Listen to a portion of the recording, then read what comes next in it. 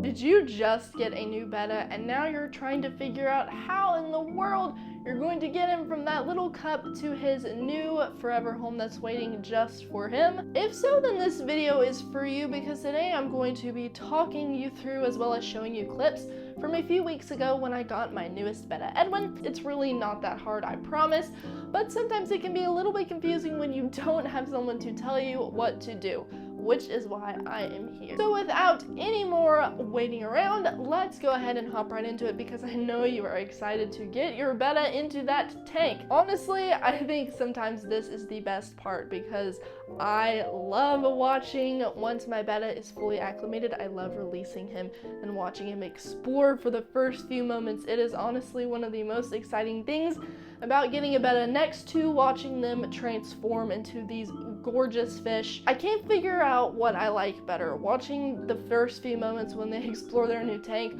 or watching over the course of a few months to a year the massive transformation that they always make when they are in a loving and healthy home. I really don't know. Stick in the comments which one you like better, because I'm really not sure. Alright, so first off, you have your Betta. He is in his cup or in his container. The one thing that you want to think about are the water levels. Think about the chemistry of the water that is in your tank and the chemistry of the water that is in your Betta's container. They are more often than not drastically different. And if you take your Betta and just plop him from the cup directly into the tank, that is going to create a really big shock to his system that will likely kill him. And I know that you do not want that. So the first thing to do is to drip acclimate your Betta. For a lot of people, including myself in the beginning, the only acclimation I did was acclimating my Betta to the water temperature.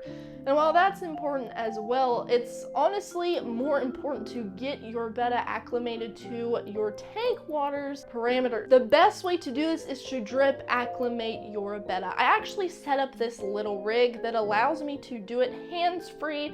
So if I want to go walk around the house for a little bit, or I need to go do some side quest, I don't have to stay with my Betta, I can go do it. So I'm going to show you that really quickly. This is just a bit of airline tubing that I snipped off. It is about a foot long. You can make it longer.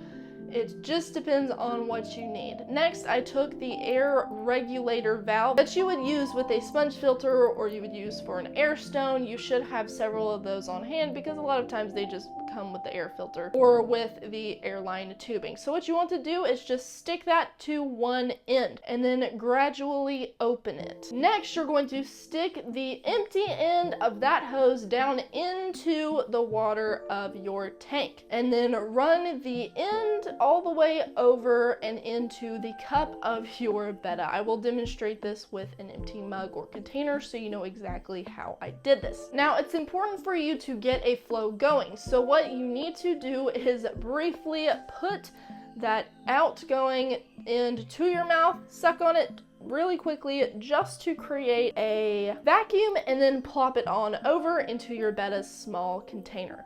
Now, I did forget to mention this, but you do want to empty out some of the water in his container, because the whole idea is to slowly fill his container with the water in your tank. You don't want to empty out all of the water in your Betta's container, because obviously he still needs some water. It's going to stress him out if he's just flopping around with nothing, and because you're drip acclimating, it's not going to fill very quickly. You're going to need to let this happen for a few hours. So pour out about half till it's half full, or even a little bit less. It's completely up to you. And then set it to where you have a couple drips per second. It can be 2 to 3 drops per second. That is totally fine, and then just sit and let it drip into your Betta's container. Once an hour or so has passed, it may be almost full to overflowing. So if you want to keep going, because the water is still mixed with your tank water and then some of the water that's still in that cup, you can go back to the sink, empty out some more of the water, stick your Betta back under it, and continue to drip acclimate him until you're sure that the water is at least 90% tank water. You don't have to be super precise, you just want to make sure that most all of the water in his cup is now water from your tank. It has slowly allowed him to get used to the water's chemistry so that he's not going to be stressed at all. And honestly, at this point, he should be looking a little bit more vibrant. At this point, now is the time to acclimate him to the temperature of your tank, because you have a heater in your tank and there's no heater in his cup. It is definitely going to be cooler. So at this point, just float the cup in your tank for about 30 minutes to an hour until the temperature of the water in the cup and in the tank match up. You'll know that they match up because you can dip your finger into the cup and then into the tank, and you will not notice any huge difference. At that point, because the water in your Betta's container is mostly your tank water, you can just slowly tip that cup down into the tank and allow your Betta to swim right out. And honestly, that's my favorite way to take your Betta from the cup and put him into the tank. I have seen a lot of people sometimes use their hand, like they scoop the Betta with their hand out of the cup and then put him in the tank. I've also seen people use nets, where they would maybe even dump the Betta out over a sink into the net and then carry him into the tank. I feel like that is just stressful for a Betta.